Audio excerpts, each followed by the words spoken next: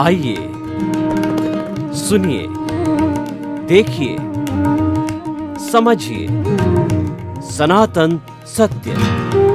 जैसी दृष्टि वैसी सृष्टि, दृष्टि विज्ञान।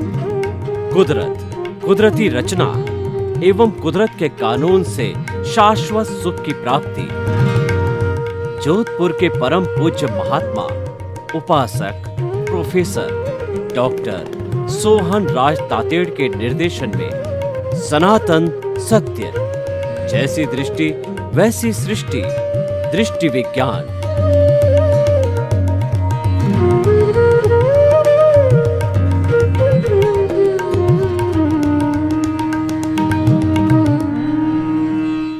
स्वामी जी, जैन धर्म में मन वचन काया को योग कहा जाता है और ऐसा कहते हैं कि जो कर्मों को टान करके जो सृष्टि से लाता है वो योग है, और भीतर जो उसका कार्बन शरीर है उसको ला करके दे देता है।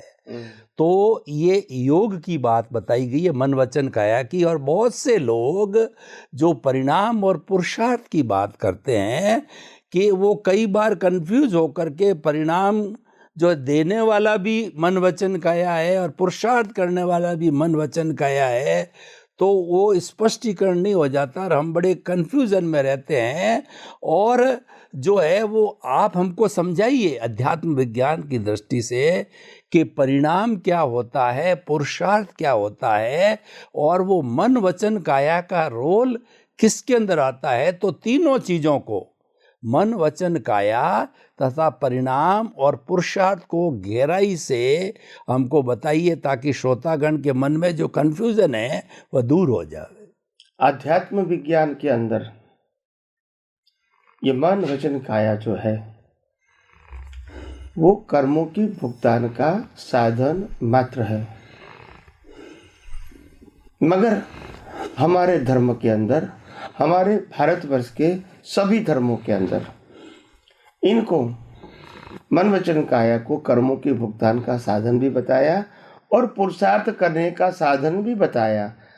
इसीलिए लोग कंफ्यूज हो गए कि लाइन ऑफ डिमार्केशन कहाँ रखेंगे, फिर कौन से भाग को हम पुरुषार्थ कहेंगे और कौन से भाग को हम परिणाम कहेंगे। इसकी कोई लाइन ऑफ डिमार्केशन कोई भी शास्त्र में नहीं है। मगर आध्यात्म विज्ञान के अंदर स्पष्ट लाइन ऑफ डिमार्केशन है, क्योंकि आध्यात्म विज्ञान कुदरती कानून और सनातन सिद्धांतों के ऊपर आधारित है और इसीलिए हर बात की क्लैरिटी होनी चाहिए। कोई भी बात असैद्धांतिक नहीं होनी चाहिए। तो इसीलिए आध्यात्म विज्ञान में मन वचन काया जन्म से मौत तक जो कुछ भी करता है वो 100% कर्म फल बोला जाता है। इसको कर्म नहीं करते हैं, इसको कर्म नहीं कहते हैं। और कर्म कौन बनाता है और कैसे बनता है? कर्म प्रतिष्ठित आत्मा से बनता है और प्रतिष्ठित आत्मा के पास जैसा ज्ञान दर्शन है जिस समय, ऐसा वो भाव बनाता है और भाव से कर्म बनता है, भाव से भव बनता है। तो कर्म बांधने वाला प्रतिष्ठित आत्मा हो गया और कर्म की भुगतान करने वाला मन वचन काया हो गया। तो लाइन ऑफ डिमार्केशन आ गई। जो कर्म की भुगतान करता है वो कर्म नए बनाते नहीं है, और जो नया कर्म बनाते हैं वो भुगतान नहीं करते हैं। तो दोनों का रोल क्या हो गया? अलग हो गया। यानी सिंपल भाषा में समझना चाहे तो तीन बातें समझ लो। मन वचन काया वो कर्मों के भुगतान का साधन मात्र है। लाइव प्रतिष्ठित आत्मा वो नए कर्म बनाने का या तो कोई भी प्रकार का पुरुषार्थ करने का साधन मात्र है। और आत्मा जो है वो कैटालिस्ट है और वो स्व पर प्रकाशक है। ये तीनों का रोल क्या है? अलग अलग हो गया। अभी बात आती है मन वचन काया की, जो आम जनता जिसको अनुभव भी करते हैं और जिसके माध्यम से अलग अलग प्रकार के कर्मों की भुगतान भी करते हैं और अलग अलग प्रकार की सुख दुख की अनुभूति भी करते हैं। तो आखिर ये मन वचन काया जो कर्मों की भुगतान का साधन मात्र है, ऐसा क्यों कहा गया? क्या हम अपने मन वचन काया को अपनी मर्जी से नहीं चला सकते हैं? क्या हम स्वतंत्रता से नहीं सोच सकते हैं? क्या हम स्वतंत्रता से नहीं बोल सकते हैं? क्या हम स्वतंत्रता से कोई क्रिया नहीं कर सकते हैं? इनका रहस्य अध्यात्म विज्ञान की दृष्टि से या कुदरती कानून की दृष्टि से क्या है? तो मैं आपको बिल्कुल सिंपल भाषा में बताऊं। हमारा जो मन वचन काया है, इनकी जो इंटरनल डिजाइन है, जिसको कहते हैं डॉक्टरी भाषा में इंटरनल सिस्टम,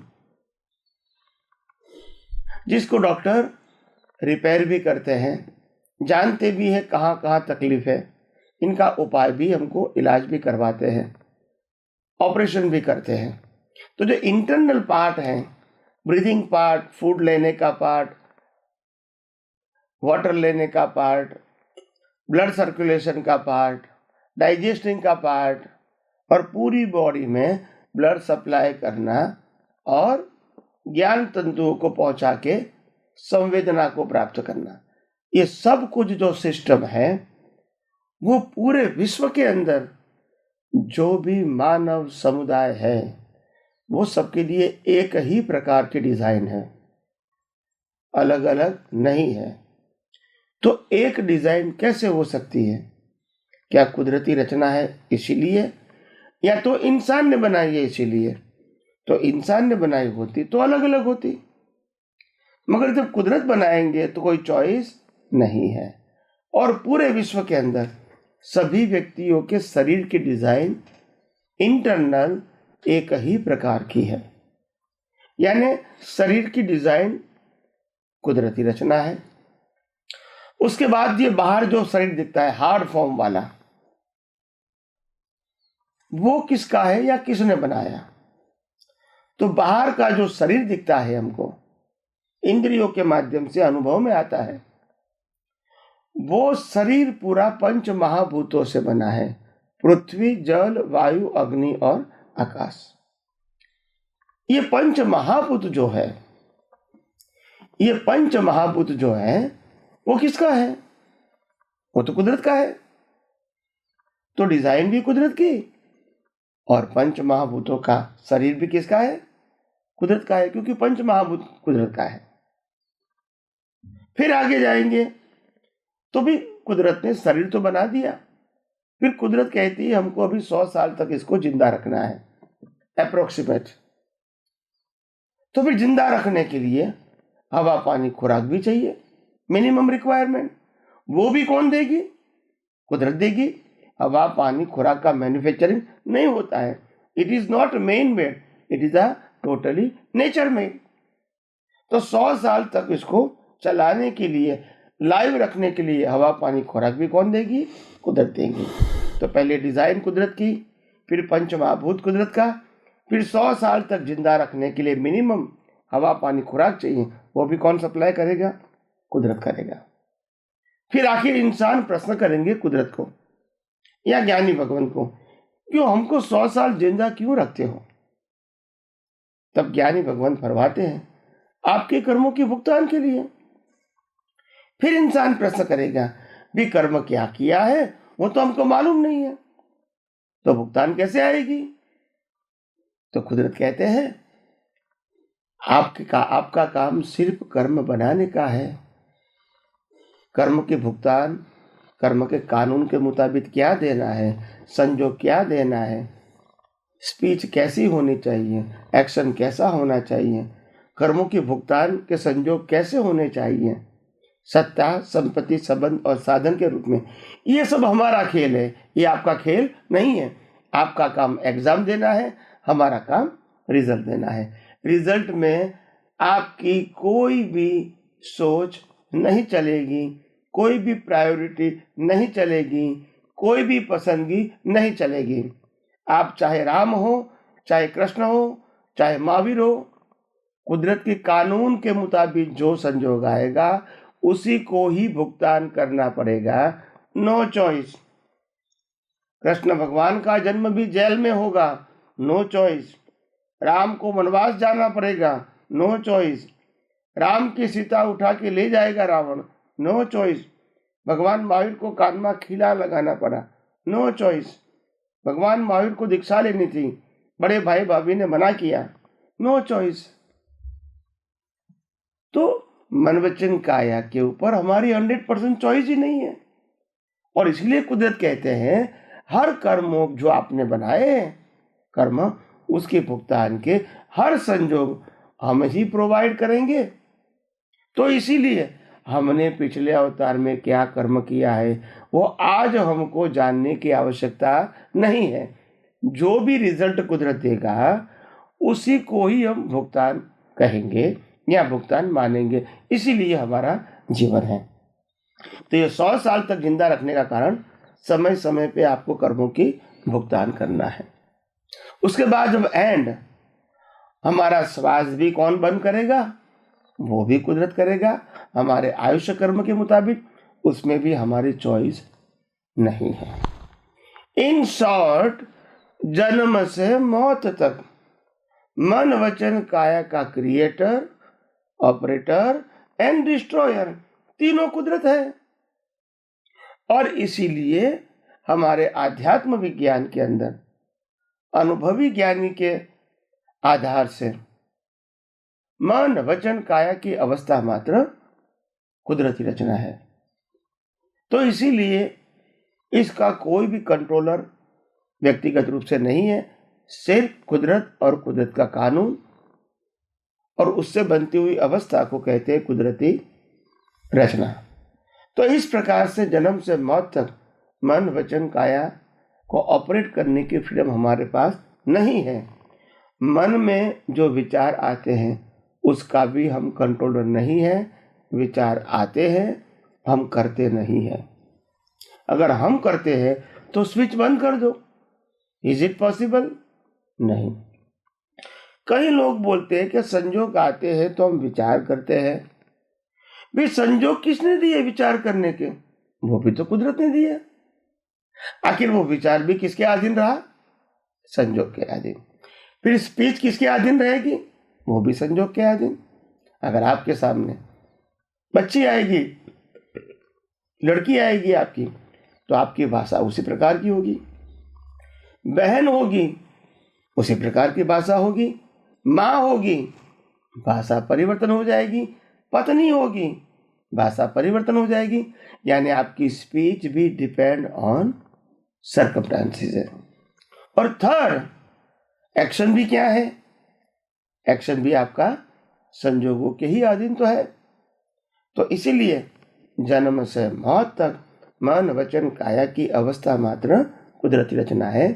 इनका क्रिएटर, ऑपरेटर, डिस्ट्रॉयर तीनों कुदरत है। और कुदरत साफ कहती है मैंने किसी को श्वास लेने तक की फ्रीडम भी नहीं दिया है।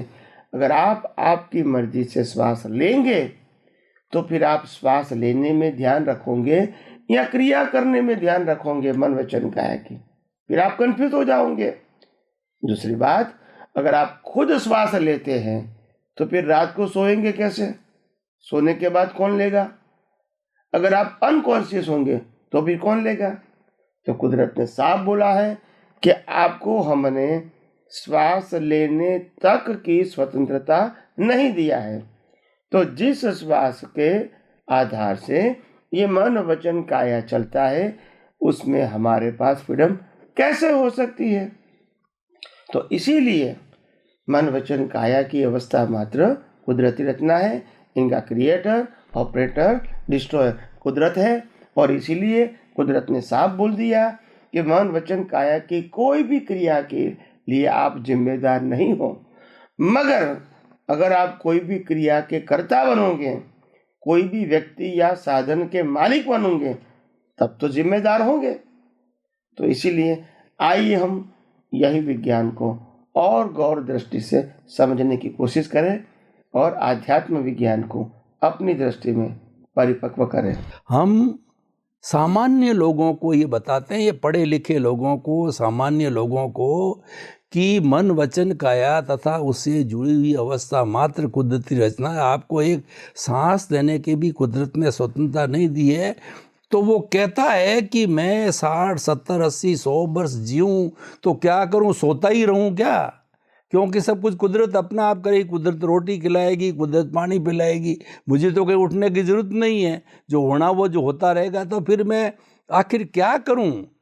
और लोग कहते हैं कि पुरुषार्थ किए बिना तो आगे भाग्योदय होता नहीं है, पुरुषार्थ से ही भाग्य बनता है, भाग्य से ही पुरुषार्थ बनता है।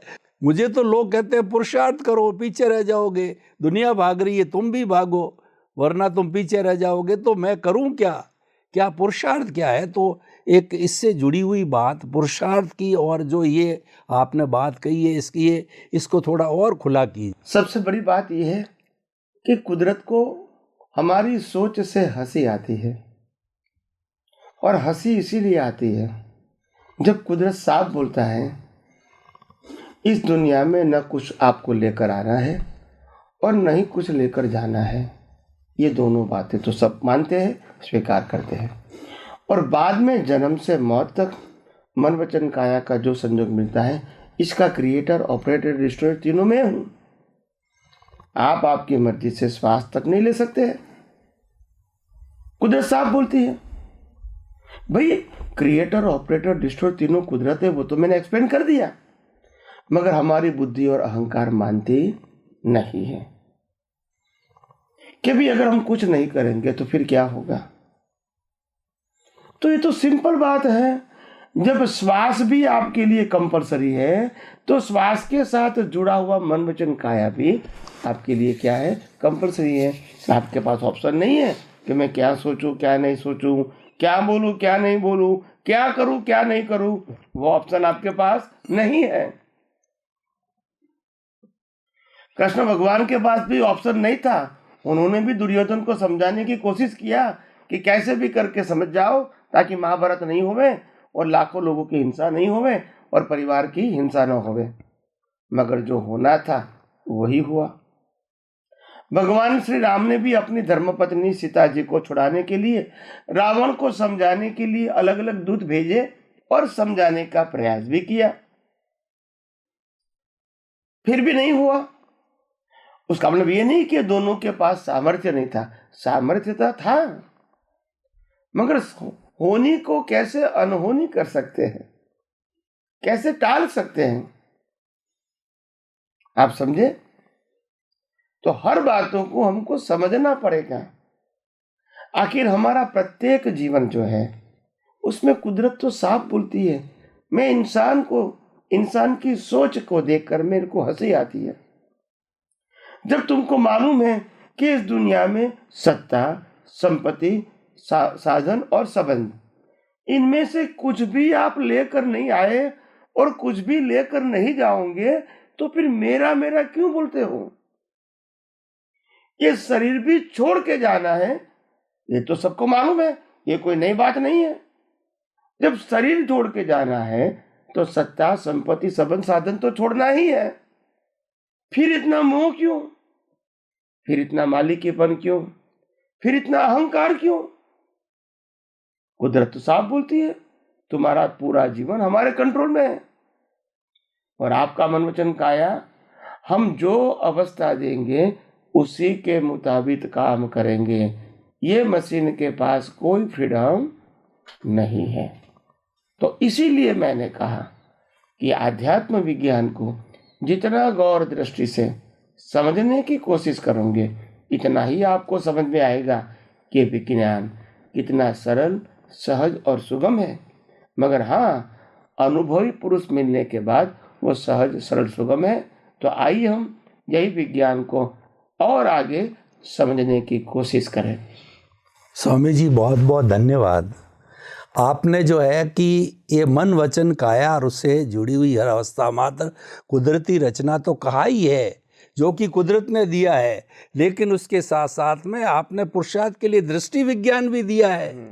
और लोगों को समझाया है कि आप वो करो ना, रियल पुरुषार्थ करो ना, रिलेटिव में क्यों टाइम वेस्ट करते हो, उससे आपको कुछ भी हासिल नहीं होता। आप तो समग्र दृष्टि से जो है अध्यात्म विज्ञान दे रहे हैं और प्योर साइंस की बात कर रहे हैं, पूरा सनातन सत्य की बात कर रहे हैं। तो आपके प्रति समस्त जो है हमारे श्रोताओं की तरफ से बहुत बहुत धन्यवाद, कृतज्ञता। जय सच्चिदानंद। जय सच्चिदानंद। स्वामी जी, जब ज्ञान दिया जाता है तब ये बताया जाता है कि द्रव्य कर्म, भाव कर्म, 9 कर्म, मन वचन काया समस्त जो है आपके सुचरणों में समर्पित करता हूँ। तो इसके पीछे हालांकि आप जो कहते हैं कि no ownership, no doership, no blame और नो क्लेम की बात आती है, लेकिन हम इसको अध्यात्म विज्ञान की दृष्टि से समझना चाहते हैं कि इसका क्या आशय है, ऐसा वो मुख्य रूप से क्यों बताया जाता है। हालांकि ये इस बात से ये लगता है कि समर्पण है, लेकिन ये समर्पण को आप अच्छी तरह से समझावें, क्योंकि ये एक ज्ञान लेने वाले व्यक्ति को, और जो आप साइंटिस्ट बनाओगे उसको ये बात बहुत अच्छी तरह से हृदयंगम होनी चाहिए। तो हमें इसका स्पष्टीकरण अध्यात्म विज्ञान की दृष्टि से करके बताइए। अध्यात्म विज्ञान के अंदर हम जो मूल बात करना चाहते हैं कि आपका जो मूल प्रश्न है वो द्रव्य कर्म, भाव कर्म, 9 कर्म, इनको जो समर्पित करना है, जो एक परंपरा होती है कि द्रव्य कर्म, भाव कर्म, 9 कर्म, नाम और नाम की माया समर्पित कर देते हैं, तो क्या इससे सही मायने में समर्पित हो सकता है? ये तो भाव की समर्पितता है, न ही कोई ज्ञानी पुरुष उनको रिसीव करता है और न ही कोई व्यक्ति उनको रिसीव कर सकता है। हमारा मन वचन काया कुदरत का था, कुदरत का है और कुदरत का रहेगा। और ये जो 9 कर्म है वो भी कुदरत का था, कुदरत का है और कुदरत का रहेगा। तो समर्पित करने का मतलब होता है कर्ता भाव और मालिकी भाव को त्याग देना, उसका ना समर्पण है। मगर हम आध्यात्म विज्ञान में ये समर्पण की प्रक्रिया को ये मानते हैं कि जो समर्पण है वो तो जब हम मन वचन काया की अवस्था मात्र कुदरती रचना मानते हैं और कुदरती रचना के रूप में ही देखते हैं, और दुनिया के सभी व्यक्तियों को और सभी अवस्थाओं को जब हम कुदरती रचना के रूप में ही देखते हैं और उसमें मालिकी भाव और कर्ता भाव नहीं रखते हैं, तो फिर इसी से बड़ा समर्पण क्या हो सकता है? क्योंकि यह मन वचन काया को बनाने वाले, चलाने वाले, अंत लाने वाला तो कुदरत है ही, इसमें हमारा तो नहीं चलता है। तो कोई भी व्यक्ति को जब समर्पित करोगे तो क्या ये उनका है, क्या कंट्रोल उनका है? और अगर आप समर्पित करोगे तो क्या वो रिसीव कर सकेंगे? जिनको समर्पित करते हो वो व्यक्ति के मन वचन काया भी क्या उसके कंट्रोल में है? ये सब बातें भी हमको समझनी पड़ेगी, क्योंकि ये विज्ञान है, ये श्रद्धा की बात नहीं है। तो इसीलिए अगर मन वचन काया, भाव कर्म, द्रव्य कर्म, 9 कर्म, नाम और नाम की माया अगर समर्पित करना है इंसान को, क्योंकि मालिक के भाव, कर्ता भाव खत्म करना है, तो एक बात समझनी पड़ेगी कि तेरा तुझको अर्पण। ये मन वचन काया किसका है? कुदरत का है। अवस्था किसकी है? कुदरत की है। संजोग किसका है? कुदरत का है। तो जब कुदरत का है और कुदरत को ही समर्पित करते हैं, तो उसमें कौन सी दो राय है? वैसे भी मन वचन काया और उनकी अवस्था कुदरत ने दिया है, और लास्ट में मन वचन काया और अवस्था कुदरत के पास ही रहेगी, हमारे पास नहीं रहेगी। ये सनातन सत्य हम सब जानते हैं, ये कोई नई बात नहीं है। और इसीलिए किसी को समर्पित करना या कोई भगवान, टाइटल रूपी भगवान को भी समर्पित करना, वो श्रद्धा की बात हो सकती है, हम इसमें मना नहीं करेंगे। मगर सिद्धांत के रूप में ये मन वचन काया और अवस्थाएं कुदरत की थी, है और रहेगी। और हमको अगर भाव समर्पित करना है, भाव से समर्पित करना है, तो कुदरत को ही करना है, ताकि फिर हमारी मन वचन काया की मालिकी न रहे, मन वचन काया की अवस्था की मालिकी न रहे, और मन वचन काया की अवस्था में कर्ता भाव भी न रहे। ऐसे दुनिया के कोई भी व्यक्ति के मन वचन काया में मालिकी भाव और कर्ता भाव हमारी दृष्टि में से खत्म हो जाएगा। और यही आध्यात्म विज्ञान हमको बताना चाहते हैं कि आखिर ये मन वचन काया का अगर समर्पण करना है तो कुदरत को ही करना चाहिए, क्योंकि कुदरत का ही है, चला भी कुदरत ही रही है, कंट्रोलर कुदरत ही है, मालिक कुदरत ही है, करवाती कुदरत ही है। तो फिर कुदरत को समर्पित करने में, भाव समर्पित करने में कोई क्वेश्चन नहीं होना चाहिए। तो आइए हम सब यही आध्यात्म विज्ञान को और आगे समझने की यथार्थ रूप से कोशिश करें।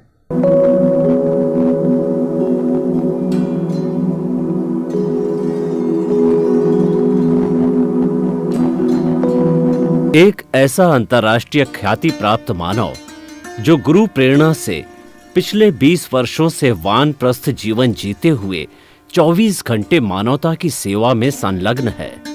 एक ऐसा मानव जो अभी राष्ट्रीय, अंतर्राष्ट्रीय टीवी चैनलों पर 7,500 एपिसोड के माध्यम से सनातन सत्य, आत्मविज्ञान एवं पुनरुत्थान, व्यवहार एवं निश्चय जगत के जीवनोपयोगी विषयों पर हृदय स्पर्शी प्रवचन कर चुका है।